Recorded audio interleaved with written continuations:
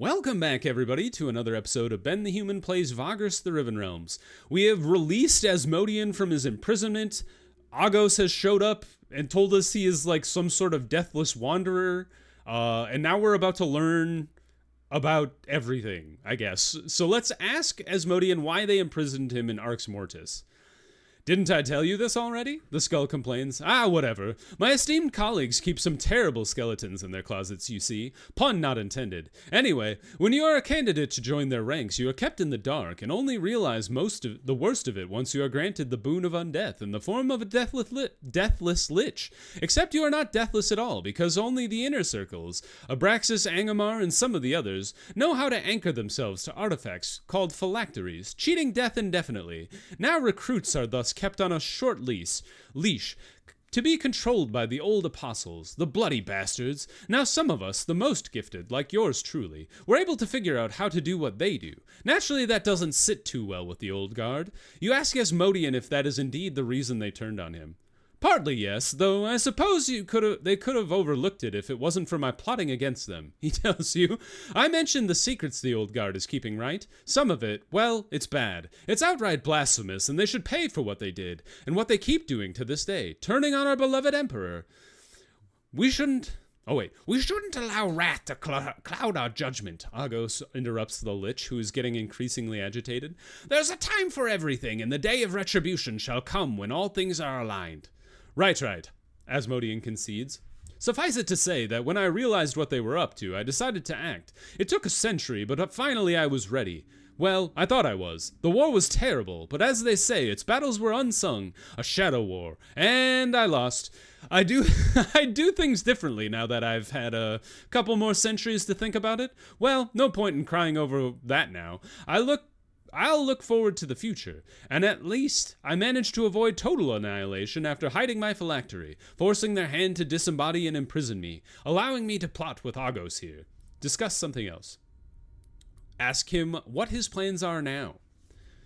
I won't get into that in case you are asked later, you know, the lich lectures you. But rest assured, things will swing into motion soon enough. I've had a lot of time to lay the foundations for the future. Revenge is a part of it, of course, perhaps. Justice is a better way of putting it? Yes, I like that much better. At any rate, my former colleagues won't get away with what they did, with what they keep doing to this day while parading themselves as the saviors of the Empire. The ember-like eyes of the lich flare up. The realms will surely fear my wrath, and the house of the lies that the 12 have built will shake with its rotting foundation. You ask Asmodean if all of this will involve you and Sidarius. Asmodean calls himself down. Well, the knight owes me his existence, and I mean to collect on that debt in time, as I've explained. Until then, he is free to do whatever he wants. The best, of course, would be to keep working for you, but what do I know? And as for you, Vagrus, well, are you interested in working for me? A true son of the Empire who would see its rightful leadership restored, and a usurping cadre of blasphemers and traitors removed? Don't answer. It's not something to be taken lightly. When the time comes for the knight to return to my service, and provided you are still alive, you shall be asked again. Do your own share of thinking by then, will you? Dude, that would be a cool DLC if the devs decide to do that. We will discuss something else. Let's ask Agos who or what he is truly. Agos smiles enigmatically. I've been called many names throughout the ages, but those mean little now, he says at length. I'm a wanderer, a vagabond, a permanent transient.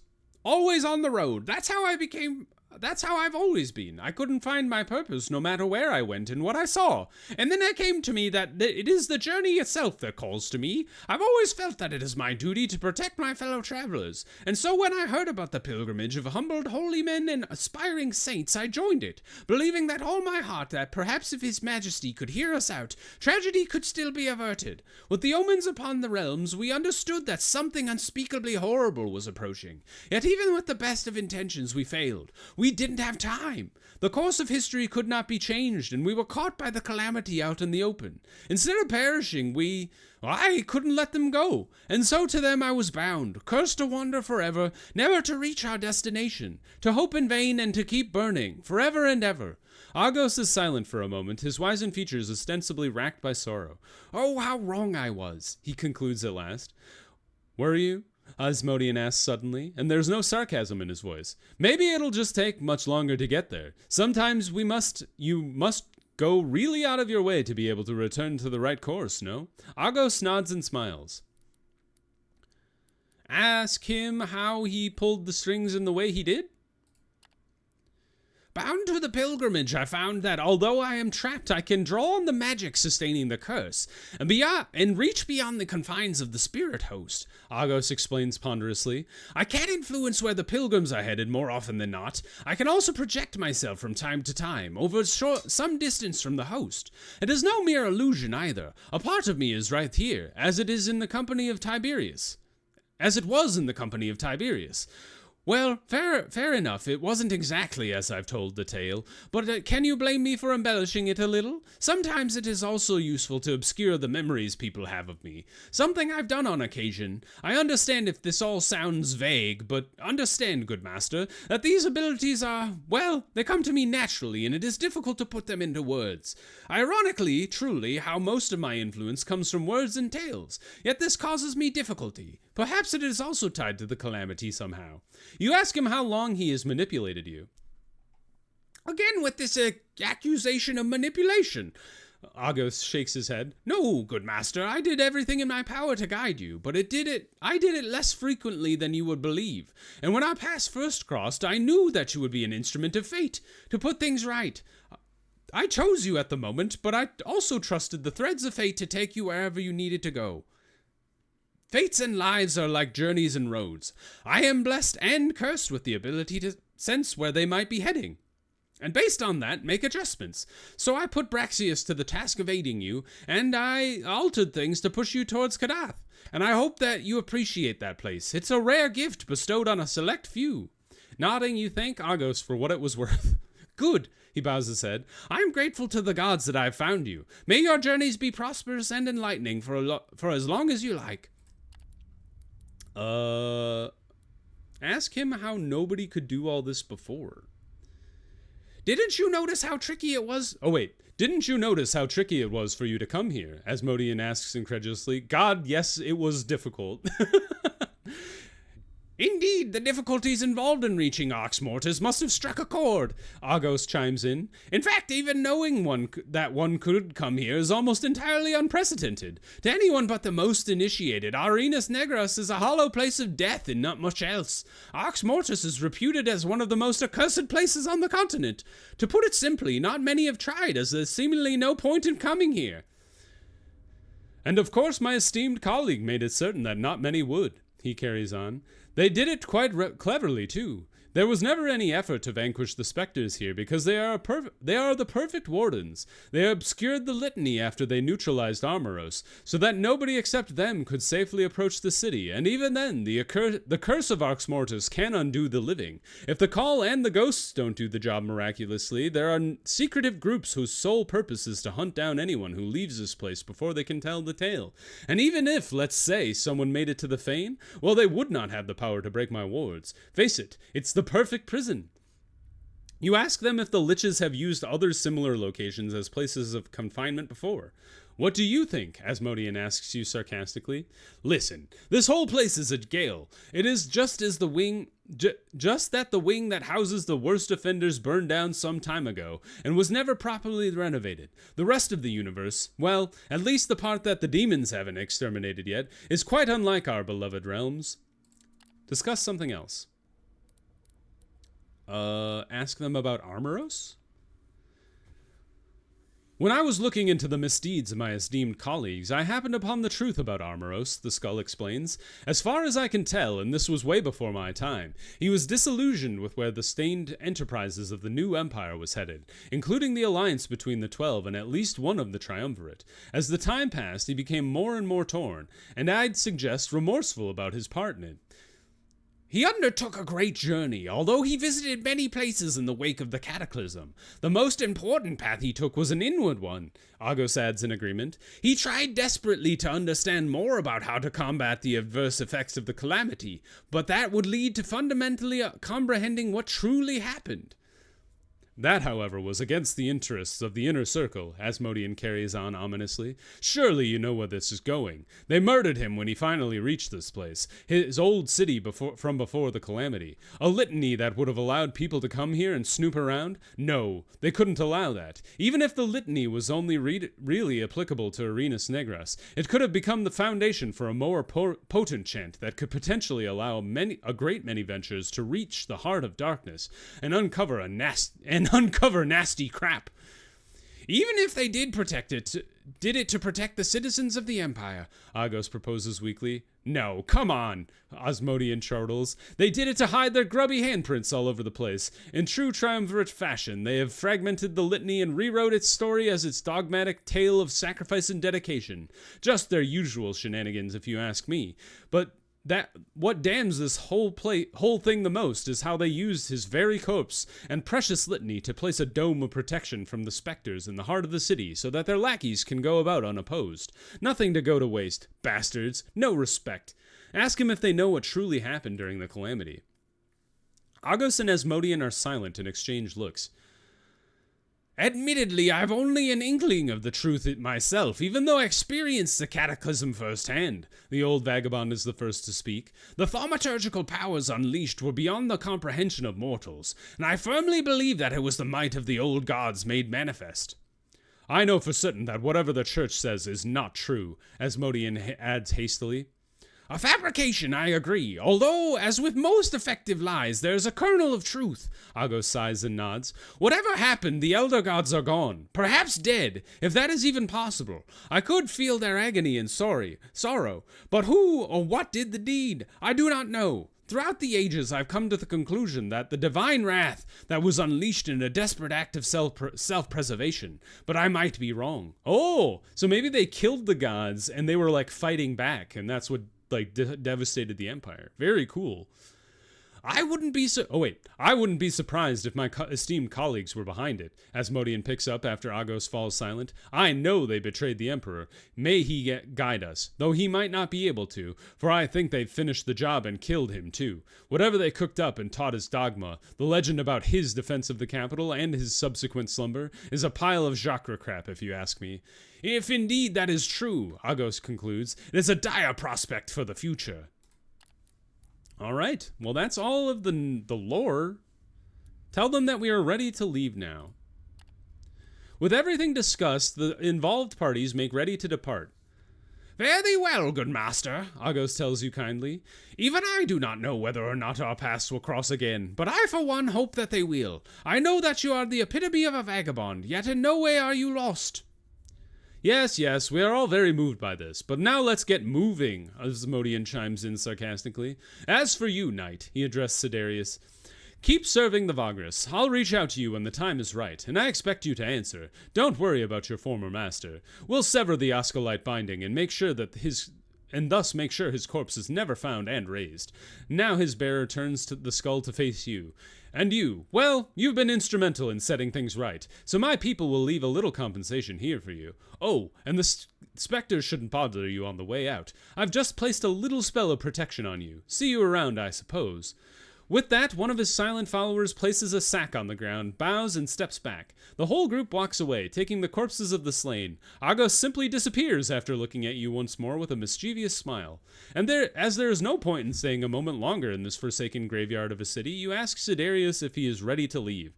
He nods, rises from where he is sitting, and accompanies you on the way back to the Comitatus, out the double doors where you entered the Fane of Radiance. His sorrow and disappointment are palpable. You decide to ask him what he is thinking about. I must admit that the knight's voice is somehow weaker than usual as he speaks. I am at a loss. In the end, I found the answers to everything I wanted to. Yet, I feel hollow. Losing Octavius, facing Canarius. All for this? To learn that I've been misled? That I was drawn into a conflict I can barely comprehend? The manipulations of a suspicious renegade and a wayward accursed spirit of old? This wasn't the gods' doing. How could it be? You remind him that according to him, the gods are salient beyond mortal ken, and thus their path might be inscrutable until the time is right. Perhaps, he allows. What happened to the Order, now corrupted beyond recognition, might have been happening throughout the Empire if this Asmodean can be believed. Would a path reveal itself to me thusly? One that allows me to combat such tarnished organizations in the name of truth and Emperor, for a better empire without corruption. Aye, it must be so. In that way, my faith is what is right is being tested, and even if the 12 are not exempt from corruption, and perhaps nobody is, then I must learn from this to be even more vigilant and diligent. He stops as the two of you descend from the great staircase toward the forum below. In any case, I must express my gratitude for accompanying me to the ends of the realms, into the heart of darkness, and facing the painful truths. He nods and salutes in the imperial manner. I shall keep my word and continue to travel with you, as a form of gratitude, as long as your beliefs and mine are aligned, and you still draw breath, or until Asmodean calls upon me. You tell him that you appreciate it and resume walking. In a minute, you have rejoined the Comitatus at last. Everyone is eager to leave and tell you that they saw the black-clad servants of the Lich leave. The sack that they gave you contains treasure of all kinds: silver chalices, gems, decorated boxes, jeweled cutlery, and even old books on magic. It is fair to assume that they were looted from this city or someplace similar. With everything packed up, it is time to decide what to do now. Ooh, we got a coin! A lot of treasure, some texts, some jewelry, insight, and Sidarius gained loyalty. Sick! Leave Arx Mortis and Arenas Negras for good. All right, we'll leave the city now. Yeah. So we got that the thing. The guy's scepter, right? Is that an item? Oh, it's a thing. Currently inactive effects plus 10 combat strength against undead, active while against undead. A huge bronze scepter that was once part of the Monument of Armoros. It can go in lamps. Can also go in sorcery. And it reduces twilight. Dude, that's so cool. Get this dowsing rod out of here. What a useless thing. Although maybe the dowsing rod is better than the candle of living when we're not like wandering around in the undead lands.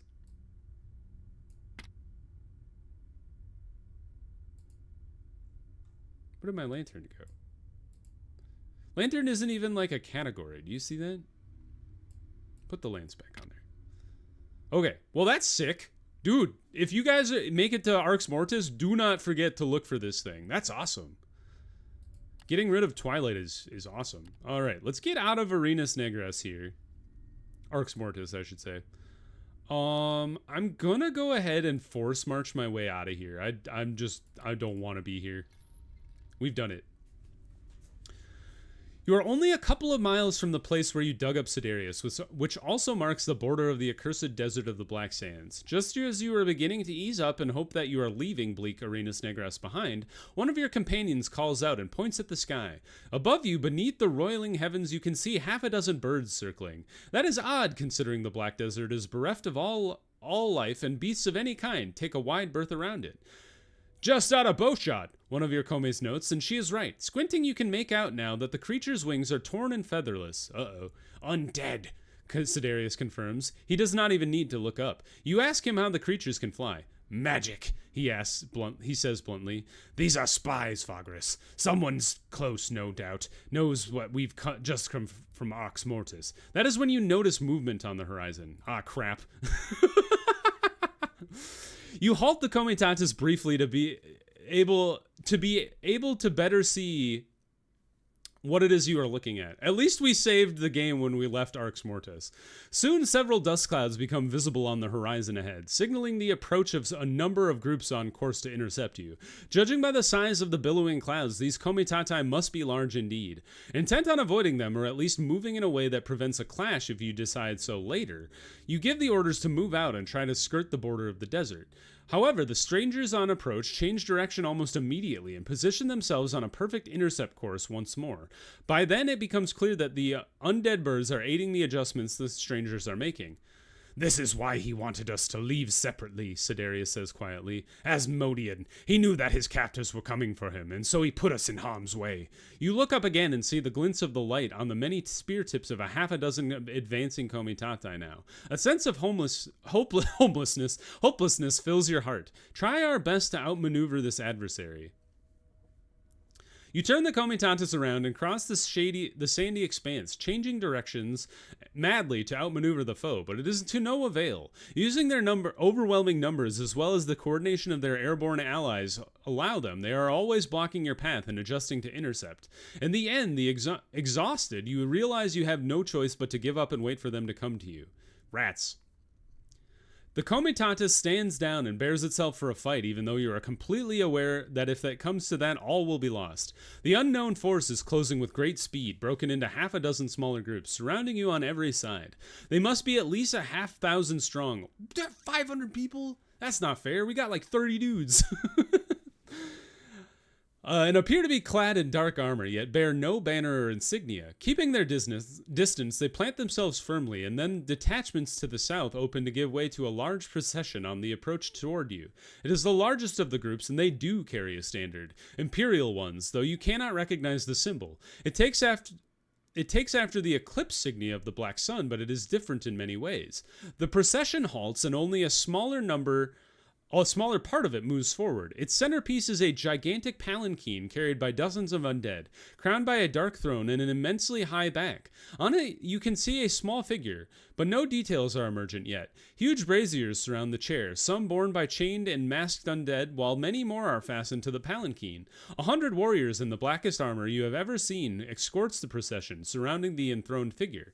As the procession comes even closer, they sound ceremonial horns, and you spy an armored person of small stature upon the throne. It appears feminine, and you can make out a mask and an elaborate headpiece with a golden fan-like crest. A herald moves forward and announces in a clear, booming voice, clearly enhanced by magic, "Tremble, worms, for you are in the presence of Augusta Alastia of the 12, Grand Mistress of the Inquisition and Keeper of Tomes. Relinquish your armaments, and may the renegade knight Sidarius Arctarius step forward alongside the leader of this vagrant band. Fail to comply and face total annihilation." You can feel your heart pounding in your throat. "We have no choice," Sidarius tells you with a surprising calm. "I will speak. It is I who dragged you into this, and I shall do my best to clear you and your comitatus of any misdeeds." With that, he walks forward and you join him. Wow, that's sick mask. You reach the huge palanquin throne where the herald stops you with a motion of his clawed hand. The man is badly deformed by the taint, and beneath his dark rags, his body is covered in tattoos of holy text. "Kneel," the servant says cruelly. Sidarius complies, and before you follow suit, you can sense an unseen, oppressive power forcing you to the ground. It only relents when you finally kneel. Tears fill your eyes, and you have to blink constantly due to the sweet but acrid scent of the many incense burners. For a few long moments, silence reigns all around you. Not even the harnesses of the many undead horses standing at attention clink, and none of the disciplined warriors move an iota. It at least allows you to take a good look at the lich on the throne. Augusta Alastia's appearance exudes dark elegance, but also instills palpable fear in your heart. She is sitting cross-legged, her small hands placed on the armrests of her magnificent chair. She is clad in a suit of elaborate plate armor, fitted perfectly to her petite feminine frame. You are certain that such plate mail is not imperial in design, but a piece of repurposed ancient treasure from some unsung conflict. It covers every inch of her body, with a porcelain mask on her face, in the likeness of a young woman with unreadable expression. There are no eye holes, and you briefly wonder how the lich can see. A large crest crowns her headpiece, its fan-like shape invoking images of a dark sun. "Where is Asmodean?" The lich's voice is shockingly pleasant, the sweet-sounding tenor of a young woman behind the porcelain mask. It is then that the stench hits you, if only for a moment, half masked by the incense. A nauseating, intense smell of rot that almost makes you gag. "He left us behind and took a different route," Sidarius admits begrudgingly. "One of his many devious plots, I assume. I was misled into breaking him out of his prison. Your Eminence, and I am bound to him, as he is the source of my return from Tartarus." "Not even trying to hide your sins," Augusta Elastia declares, her sweet voice in stark contrast with the cruelty of her words. "Will you now beg for mercy?" Siderius rises all of a sudden. "I will not," the knight says, and the herald gasps. Panic strikes you like a spear through the gut. Is Siderius insane? The lich merely leans forward on her throne and crosses her delicately armored fingers. As I see it, I am the only link you have to the now fled Asmodean, your eminence." The Siderius continues, the renegade pledged to call upon me when the time is right for him. That is something your eminence, would not want to snuff out, if you ever want to catch him. If the Vagrus and I are left unharmed, I shall swear to deliver Asmodean, or his location to you when he inevitably resurfaces, and I will find a way to destroy him for good if I can. The silence that follows stretches out unbearably. Just when you believe the lich would kill you with a mere gesture of her delicate hand, she leans back and speaks. "You are impertinent, little undead, but you are correct. It has been a very long time since I have witnessed grit such as yours. Perhaps that is indeed what the Empire requires in this matter." Augusta Elastia raises her hand and casts a spell. The few words of power she utters knock you to the ground, but you can see the magic was aimed at Siderius, who is racked and contorted by its immense arcane force. At length, when the spell is completed, the undead knight falls to the ground next to you. "This shall ensure that we can find you wherever you go," the lich tells Siderius. "There will be no escape, now that you are as bound to this promise as you are to Asmodean's foul magic." To your shock, Augusta Elastia then turns to you. "And why would I allow this one to live?" she asks Siderius, even though her porcelain mask is turned towards you. "The worm has seen too much, a meddler and a transient of no true loyalty. Master and crew should be wiped from the face of the realms so that there are few less troublemakers."